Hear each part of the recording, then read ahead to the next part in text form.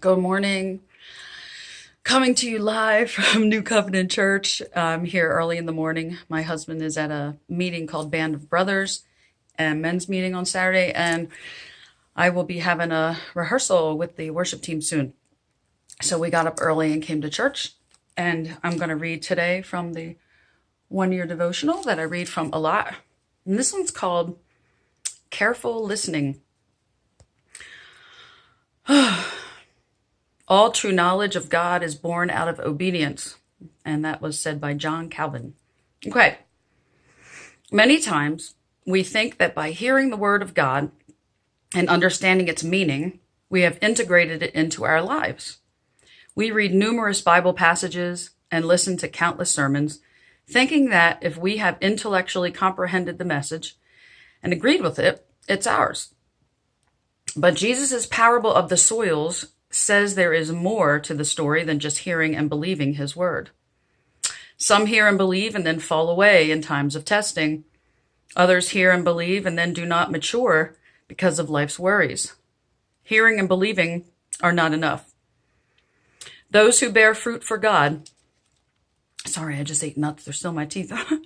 Those who bear fruit for God and fulfill his purpose for their lives are those who first hear the word, then believe it, then retain it, and then persevere in it. They let it sink into their hearts. They meditate on it. They build their lives around it. It becomes part of them, and they abide by it because it has reshaped them. It defines their identity and their behavior. Recent surveys and demographic studies have indicated that Christians and non-Christians in the United States have remarkably similar behavior patterns. Why? Because many of us stop at hearing and believing. We are not careful about how we listen.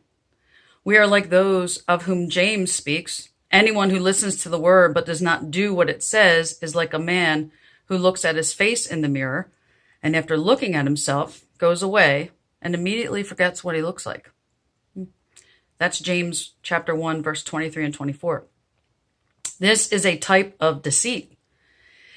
It gives us the impression that we are growing in the word, but we are growing in knowledge only.